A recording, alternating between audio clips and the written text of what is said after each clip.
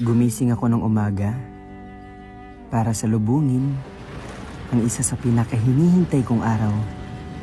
Yun ay matupad ko ang isa sa mga pangarap ko. At yun ay masuot ang mga togang ito na nagsisimbolo sa kung ano ang hirap na pinagdaanan ko. Makamit lang ang mga bagay na to.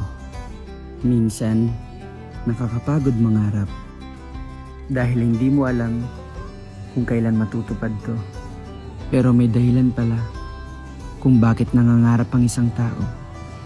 Yun ay para matuto at mas lalo pang sumipag ito at makuha ang mga gusto.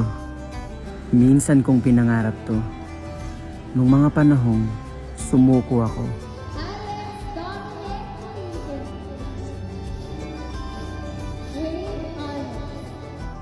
At yung mga pinangarap ko, sobra-sobra pa sa kung ano yung hiniling ko.